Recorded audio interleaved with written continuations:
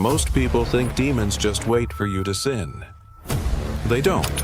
They have recruiters, they have systems, they have quotas. And according to exorcists who have spent decades fighting them, these entities are working harder than ever because they know time is running out. What I'm about to show you is not theory. It's documented evidence from the front lines of the spiritual war. In the last 5 years, the Catholic Church has seen a 300% increase in exorcism requests. That's not an exaggeration. It's direct data from the Vatican. But here's what most people don't know. During these exorcisms, when demons are forced to speak, they reveal things. Strategies, methods, recruitment tactics. And the pattern is always the same. They're no longer attacking people at random. They're hunting. They're strategic. They're organized. And according to veteran exorcists, this acceleration means something. Let's break down exactly how this recruitment process works, the specific stages demons use to claim souls, and why exorcists believe we're seeing this drastic increase. Right now, everything you're about to hear comes directly from documented exorcism cases, official church records, and interviews with priests who regularly perform these rituals. Here's the problem that keeps exorcists up at night. For most of human history, demonic activity followed predictable patterns.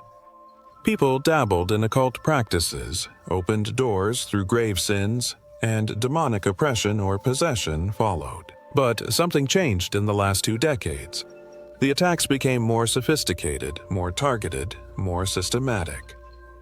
Father Gary Thomas, one of the most experienced exorcists in the United States, has performed over 100 exorcisms. He says the entities he encounters now are different from those 20 years ago.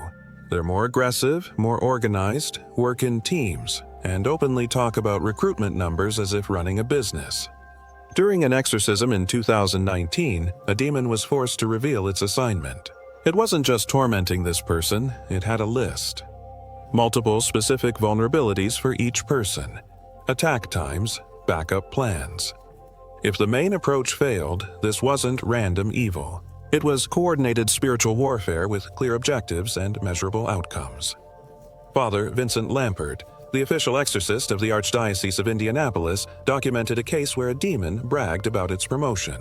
It had successfully recruited 17 souls in a 2-year period, and was being granted authority over more powerful attacks.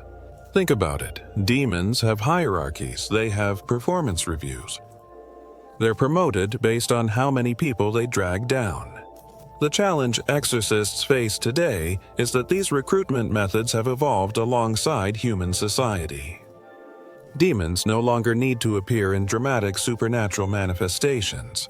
They've learned to hide within technology, relationships, mental health struggles, and cultural trends. They've become invisible while becoming more effective than ever, and according to multiple exorcists, this isn't happening by accident. This is a coordinated push, a final recruitment campaign before something ends. Let's break down the actual recruitment process demons use. This information comes from exorcism transcripts, interviews with experienced exorcists, and patterns identified in hundreds of documented cases. The process has 7 distinct stages, and understanding these stages is crucial because each one builds on the previous. Stage 1 is identification. Demons don't waste time on people who are spiritually fortified. They look for vulnerability. Father Francesco Bamonte, president of the International Association of Exorcists, explains that demons can sense spiritual weakness like sharks sense blood in the water. They look for things like unresolved trauma, deep-seated anger or resentment, patterns of addiction, isolation, obsession with control or power, heavy use of pornography, fascination with darkness or occult imagery, even if it seems harmless, pride that rejects correction, despair that rejects hope. These aren't random traits, they're entry points. During exorcisms, demons frequently mention how they selected their victims. A demon told Father Lampert that it watched a teenage girl for 3 months before making its first move. It studied her social media, noticed she posted about feeling lonely. It saw she made jokes that weren't really jokes. It identified the exact emotional wound it could exploit. Then it waited for the right moment. Stage 2 is the approach. This is where demons begin their initial contact, but it never seems demonic at first. This is the most deceptive part of the whole process. The approach always seems to offer something the person desperately desires. For someone lonely, it might be a new group of friends that gradually introduces darker interests. For someone angry, it might be an ideology that justifies their anger and gives them enemies to hate. For someone insecure, it might be power through occult practices disguised as self-improvement. For someone suffering, it might be substances that numb the pain but create dependency. Father José Antonio Fortea, a Spanish exorcist who has written extensively on demonic activity, documented a case involving a college student who felt powerless. In his life, he stumbled upon online forums about chaos magic. The practices seemed harmless, just visualization exercises and intention setting. In 6 months, he was involved in blood rituals and experienced supernatural manifestations in his apartment. The demon later admitted during the exorcism that it had algorithmically placed that content in front of him. It knew his psychology. It knew he would be curious. It knew he wouldn't see the danger until he was already hooked. The approach stage always offers a counterfeit version of something good. Counterfeit love through sexual addiction. Counterfeit power through hidden manipulation. Counterfeit peace through substance abuse. Counterfeit identity through ideological possession. Counterfeit transcendence through New Age practices that secretly invoke demonic entities. The person doesn't know they're being recruited. They think they're solving a problem or filling a need. Stage 3 is isolation. Once initial contact is established, demons systematically work to cut off protective influences.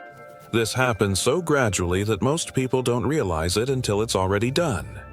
Father Gabriel Amorth, who performed over 60,000 exorcisms before his death in 2016, said this is the stage where families start to notice something is wrong, but can't identify what has changed. Isolation follows patterns.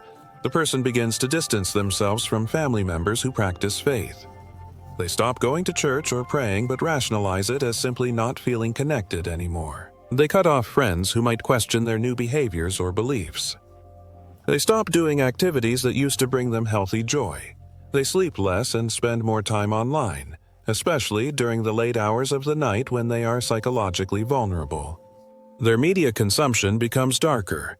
Music, movies, games, all gradually tend toward themes of nihilism, violence, or occult imagery. An exorcism case from Portugal involved a woman who described this isolation process from the inside.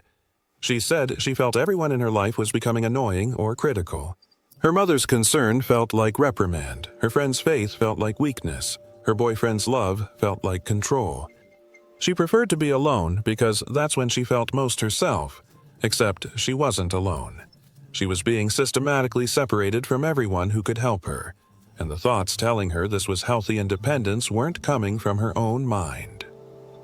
Stage 4 is oppression. This is where demonic activity becomes more intense, but still operates mainly through circumstances that seem natural.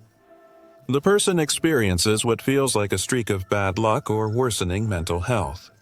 Father Thomas describes oppression as demons turning up the pressure without rebelling, spikes of anxiety for no apparent reason, depression that deepens despite medication or therapy, intrusive thoughts that become more frequent and disturbing, sleep problems that intensify, often with nightmares that feel different from normal dreams, more vivid, more malevolent, more like memories of things that haven't happened yet.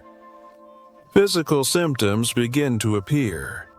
Unexplained headaches, digestive issues, chronic fatigue, muscle tension. Some people develop skin problems or hair loss. Medical tests come back normal, but the symptoms persist and worsen. Relationships deteriorate faster. Small conflicts escalate into big fights. The person becomes more irritable, more reactive, more defensive. They may have accidents or near accidents. Things break around them. Electronics fail, they lose important items. But here's the key detail that exorcists emphasize. All of this still has plausible, natural explanations. The person can tell themselves they're just stressed or unlucky or mentally ill. They're not thinking about demons, they're thinking about surviving. And that's exactly the point. The demons want them to focus on the suffering, not the spiritual source of that suffering. Father Chad Ripperger, an American exorcist, explains that oppression softens the target, weakens discernment, creates despair, and desperate people make bad decisions, which leads to stage 5. Stage 5 is the invitation. This is the critical turning point. Everything up to now has been external pressure and circumstantial manipulation. But demons can't possess someone without some form of consent. They need an invitation. That invitation doesn't have to be explicit. The person doesn't have to say, "I invite demons into my life," but they do have to make a decision that opens the door. And by stage 5, they're usually suffering enough to be willing to try anything. The invitation often comes through occult practices, using a Ouija board, even as a joke, attending a séance, consulting psychics or mediums, practicing witchcraft or casting spells, devoting themselves to a pagan deity without understanding what entity might actually respond, getting occult tattoos or wearing occult symbols, engaging in sexual rituals or blood magic. These are obvious invitations and demons accept them immediately. But there are also less obvious invitations. Father Fortea documented cases where the invitation came through extreme vices. A man so consumed by anger that he internally wished he could make people suffer as he did. A woman so deep in addiction that she consciously chose the substance over God and family. A teenager so obsessed with control, he tried to manipulate reality through concentrated hatred. These internal decisions, when they reach a certain intensity and become a pattern of the will, constitute an invitation. The person is essentially choosing this darkness. Even if you don't understand the spiritual implications, some invitations are direct. One case involved a young man who was suicidal. In his desperation, he spoke out loud to his empty room. He said that if someone or something could take away his pain, he would give them whatever they wanted. 3 days later, the oppression suddenly lifted. He felt better than he had in years. He had energy, confidence, a sense of power. He didn't connect it to his statement. He thought he had simply come out of his depression. 6 months later, he was in full demonic possession. And during the exorcism, the demon played back a recording of that exact statement. It had a contract and wasn't going to leave without a fight. Stage 6 is the room. Once the invitation is given, demons move from external oppression to internal presence. This is possession, but it exists on a spectrum. Some possessions are partial. The demon has influence but not total control. The person still has their own thoughts and will, but shares space with something else. They may hear voices that aren't their own thoughts. They may have memory gaps. They may do things they don't fully remember deciding to do. They may feel like passengers in their own body. At certain times, full possession is different. The person's consciousness is completely suppressed and the demon has total control. This is what you see in exorcism videos.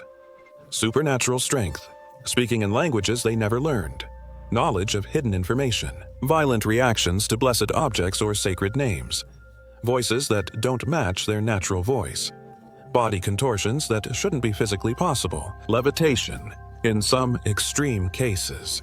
Father Amorth documented several cases where possessed individuals lifted furniture that should have required several strong men to move. But here's what most people don't understand. Even in full possession, the person made choices that led to it. Demons can't just snatch souls. The recruitment process required the person to keep choosing. Darkness over light, isolation over community, lies over truth, self over God. By the time they are possessed, they have made a series of decisions that add up to a final surrender. And demons are very good at making each individual decision seem small or justified. While hiding the cumulative trajectory, stage 7 is multiplication. This is the stage that terrifies exorcists the most because it's here that the recruited become recruiters. Possessed individuals actively work to drag others down. Sometimes they are aware of it. Sometimes they are manipulated without full awareness. But the pattern is always the same.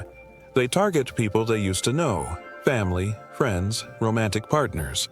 They introduce them to the same destructive behaviors and beliefs that led to their own possession. They mock faith and virtue while glorifying vice and darkness. They become agents of corruption, dragging vulnerable people through the same 7 stages. Father Ripperger explains that this is why demonic activity spreads exponentially. One possessed person can influence dozens of others. Some of those others will be oppressed or possessed and influence dozens more. It works like a demonic pyramid scheme, with each level recruiting the next lower level. And, according to multiple exorcists, this multiplication effect has drastically accelerated. In the internet age, a possessed person with a large social media following can influence millions. They can normalize darkness. They can make evil seem attractive, rebellious, or enlightened. They can trigger vulnerable people who are already in stage 1 or 2, pushing them faster through the process. Now, let's talk about why exorcists believe this recruitment effort has intensified. Father Lampert says that every exorcism he performs now includes some reference from the demon about time running out. They aren't specific about what that means, but the urgency is constant. In cases from different countries involving different exorcists, the demons talk about final numbers, meeting quotas before a deadline, making each recruitment count because opportunities are closing. Some exorcists interpret this through an eschatological lens. They believe we are in the end times, and the demons know the window to claim souls is shrinking. Others are more cautious with that interpretation, but acknowledge that demonic activity clearly follows patterns suggesting coordination toward a specific goal. Father Bamonte points out that demons exist in a different relationship with time than we do. They can perceive future events that we cannot yet see. Their sense of urgency could be based on knowledge of upcoming spiritual events that will limit their operational freedom. What is not debatable are the data. Requests for exorcisms are skyrocketing. Possessions are becoming more violent and more resistant to the ritual. Demons openly discuss recruitment strategies during exorcisms, something that was extremely rare 30 years ago. The International Association of Exorcists has expanded training programs because the demand for qualified exorcists far exceeds the supply. In 2018, the Vatican organized a week-long exorcism training course and had to turn away applicants because too many priests wanted to learn.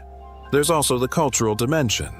Western society has become simultaneously more skeptical of spiritual reality and at the same time more open to occult practices. That's not a contradiction.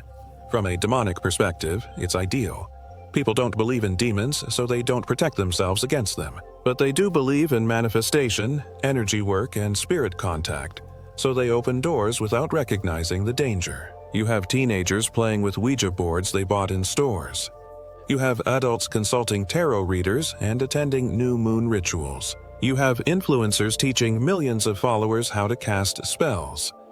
You have mainstream celebrities openly practicing witchcraft and talking about their demonic spirits as if they were benign. The secularization of society removed the cultural immune system against demonic activity. Previous generations grew up with at least a basic spiritual literacy. They knew some practices were dangerous. They knew certain doors should not be opened. But several generations have now been raised without spiritual education. They don't recognize the warning signs. No, they don't know the difference between a psychological struggle and a spiritual attack. They interpret oppression as mental illness and treat it only medically, which can help with symptoms but doesn't address the spiritual root. This creates a population that is uniquely vulnerable to recruitment.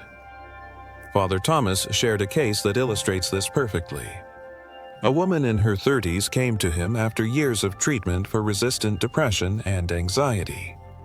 She had tried all medications and therapeutic approaches. Nothing worked. During their conversation, he asked about her spiritual practices.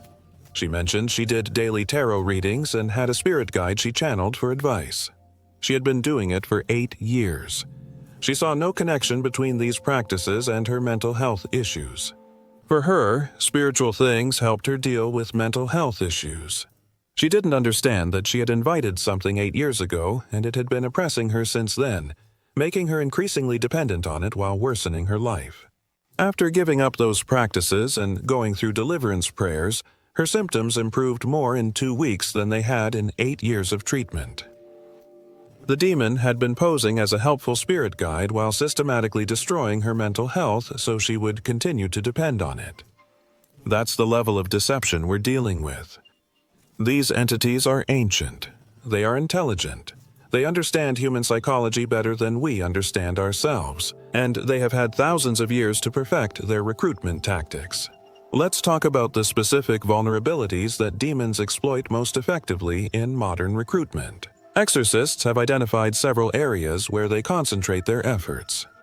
The first is sexuality. The sexual revolution disconnected sex from permanence, commitment, and procreation. It became about pleasure and self-expression. Demons absolutely exploit this. Pornography addiction creates neural pathways that demons can hijack. It trains people to associate arousal with images rather than relationships. It escalates into darkness. Over time, someone starts with normal content and gradually needs more extreme material to get the same response. That escalation is often demonically influenced. Father Rieperger has documented cases where pornography addiction opened the door to demonic oppression that then led the person to increasingly disturbing content. The hookup culture creates soul ties with multiple partners. From a spiritual perspective, sexual union creates a bond whether we acknowledge it or not. When you sleep with someone, you connect spiritually with that person. You also connect with everyone that person has slept with and everyone those people have slept with. If any of those people are oppressed or possessed, that spiritual contamination can transfer. Exorcists regularly see people who became oppressed after sexual encounters with someone who was demonically influenced. They thought it was just physical, but the spiritual realm doesn't recognize that distinction. Gender ideology is another area of concentrated attack. Father Rieperger has publicly stated that the explosion of gender confusion is demonically driven. Demons want to confuse people about their fundamental identity. If they can convince someone that they don't even know what they are. On the most basic level, they have created deep psychological and spiritual instability. That instability facilitates further recruitment. This doesn't mean that all people experiencing gender dysphoria are possessed. But exorcists are seeing patterns where demonic oppression creates or intensifies that confusion. And then the person is guided towards permanent body modifications that create lasting damage and regret. Social media is a weapon that demons use extensively. Algorithms are designed to maximize engagement, which means they show content that triggers strong emotions. Anger, envy, lust, fear. These are exactly the emotions that demons want to cultivate because they make people more vulnerable to influence. Social media also creates artificial social comparison that breeds discontent. Everyone sees the curated highlights of others' lives and feels inadequate in comparison. That inadequacy can turn into resentment or despair. Platforms also allow for isolation disguised as connection. People spend hours online and call it social interaction, but they're really alone in a room staring at a screen. That's ideal for demonic activity. Exorcists have documented multiple cases where possessions began with online content. Someone watches occult-themed videos. The algorithm recommends more. They join communities, learn practices, try rituals they found in the comment sections. Before they know it, they're in stage 3 or 4 of recruitment. And it all started with a YouTube recommendation. Father Lampert encountered a case where a teenager became possessed after participating in an online forum claiming to teach astral projection. What they actually learned was how to invite demons in during an intentionally induced state of vulnerability. The forum moderators, at least some of them, some were possessed and actively recruiting. Drugs are another obvious vector, not just the act of using them, but the specific states of consciousness that certain substances produce. Psychedelics, in particular, create experiences that people interpret as spiritual awakening or mystical insight. But from the exorcist's perspective, these substances often open doors to the demonic realm. They lower natural spiritual defenses. They make people receptive to entities and experiences they would normally be protected from. DMT users talk about encountering entities that communicate with them. Those are not hallucinations. They are real spiritual beings, and they are not benign. Father Fortea has documented cases where ayahuasca ceremonies or mushroom trips led directly to demonic oppression because the person encountered something during the experience and invited it without understanding what they were doing. Music is a weapon. This sounds paranoid until you look at the documentation. Certain frequencies and rhythms can induce trance states. Lyrics can function as incantations, whether the listener realizes it or not. Artists who are demonically influenced or possessed create music that carries spiritual contamination. People listen to it for hours, often in vulnerable states like falling asleep or working out. They are absorbing not just sound but spiritual influence. Multiple exorcists have noted that possessed individuals often have extensive exposure to music with explicitly demonic themes or music created by artists who openly practice occultism. Entertainment in general serves for recruitment. Movies and series that glorify darkness make it seem appealing. They present demons as cool or misunderstood. They show witchcraft as empowering. They depict evil as more interesting than good. This is conditioning. It normalizes what should be recognized as dangerous. It makes people curious about things they should avoid. Father Amorth repeatedly warned about the Harry Potter series for this very reason. It presents witchcraft as fun and heroic. Children read those books and want to learn real magic. They don't understand that real occult practices have real spiritual consequences. Trauma is ruthlessly exploited. Someone experiences abuse, betrayal, or loss. They are hurt, angry, and looking for someone to blame. Demons feed that anger. They whisper that God allowed this to happen so God doesn't love them or doesn't exist. They foster bitterness and resentment. They turn the person's pain into a weapon against their own soul. Exorcists see this constantly. People who experience terrible things and made vows in their pain. I will never forgive them. I will never trust anyone again. I will never let myself be weak again. Those vows become entry points. The person thinks they are protecting themselves, but they are actually imprisoning themselves in emotions that demons can manipulate. Mental illness is both a vulnerability and a cover. Some mental illnesses are purely biological and psychological, but some are demonically caused or intensified. The challenge is that they can look identical from the outside. That's why exorcists work with mental health professionals. But demons are.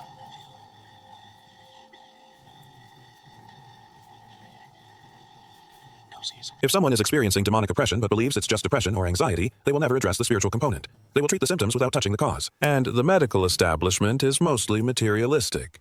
They don't even have categories for spiritual attack. So, people suffer for years in treatments that can't help them because the real problem isn't being addressed. Father Ripperger shared a case of a man diagnosed with dissociative identity disorder. He had multiple distinct personalities emerging. Therapy wasn't helping. During a consultation, Father Ripperger recognized signs of possession. The man underwent an exorcism, and several demons were expelled. After the deliverance, the alternate personalities completely disappeared. What psychiatry labeled as DID were actually multiple demons inhabiting a person. Now, that doesn't mean all DID is demonic, but it does mean that some cases are. And if we're not willing to consider that possibility, people won't get the help they really need. Here comes the moment when all this comes together into something you need to understand.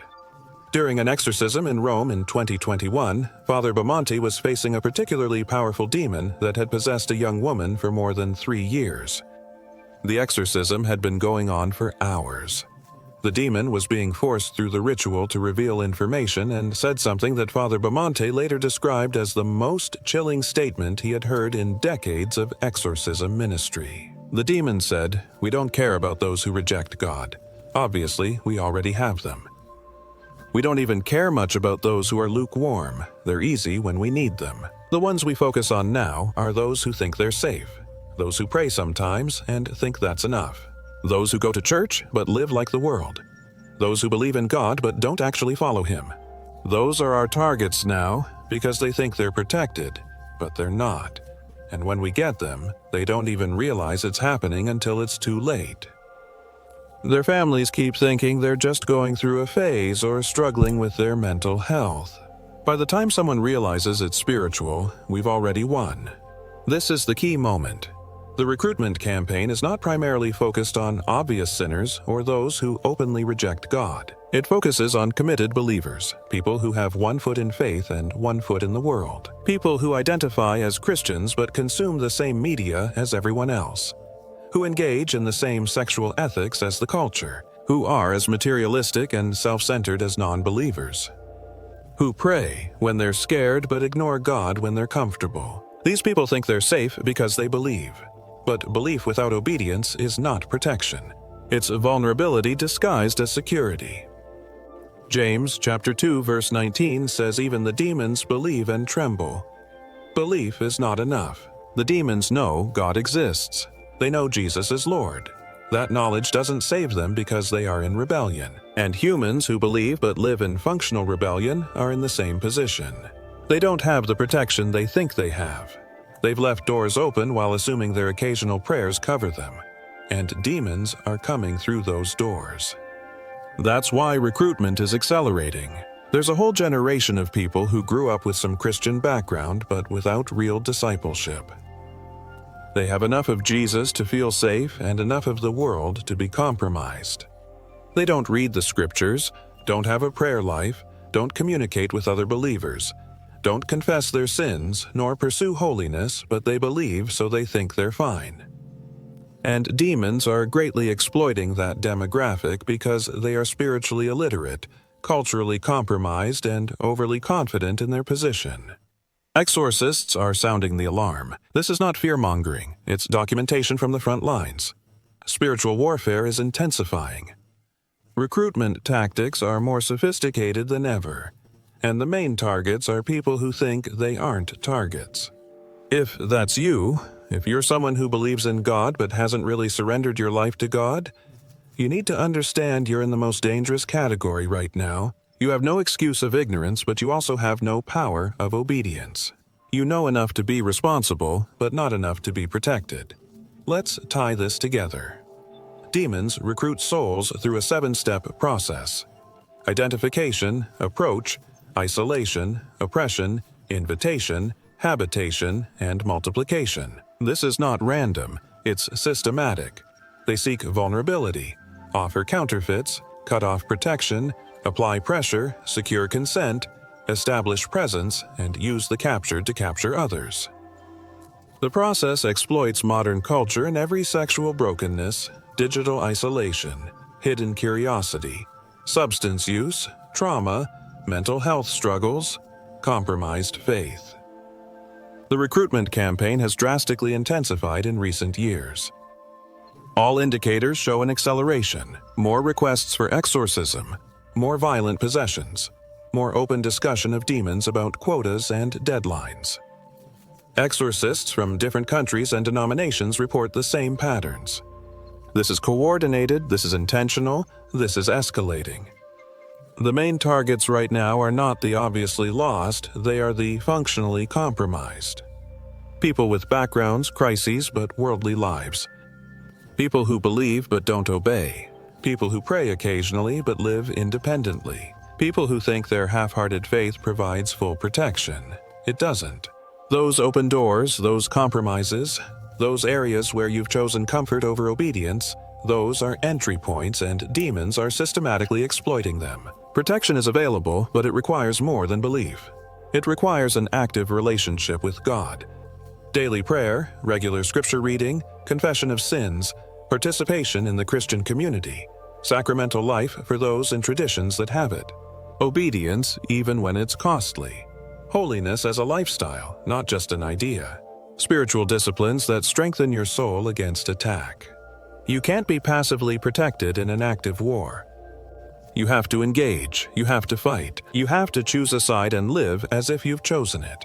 If you recognize yourself in any of the stages we've discussed, you need to act now, not later. Not when it's more convenient. Now, cut off what opened the door. Renounce any hidden involvement, even if it seemed harmless. Stop consuming media that glorifies darkness and sexual relationships outside of it. Abandon substances. Forgive the people you've held grudges against. Reconnect with the faith community you've been avoiding. Start praying as if your soul depended on it, because it does. Find a priest or pastor who understands spiritual warfare and get help. Don't try to fight alone. You can't. For those who are not in active spiritual danger right now, understand that you know people who are. Family members going through stage 3 isolation. Friends in stage 4 oppression. Colleagues in stage 2 approach. You might be the only person in their life who can recognize what's really happening and help them. Pray for them. Tell them the truth. Don't enable their compromises. Be willing to have difficult conversations. Be willing to warn them, even if it damages the relationship. Their eternity matters more than your comfort. Exorcists tell us time is short. Whether that means years, decades, or generations, they don't know. But the urgency of the demonic realm is real and constant. There's a push happening right now, a final recruitment campaign. And the only question that matters is which side are you on, and if you're truly living as if you've chosen that side. Belief is not enough, intention is not enough. What matters is where you really are and what you're really doing. If this video has challenged you or opened your eyes to something you hadn't seen before, subscribe to the channel. There are more things to come that you'll need to hear.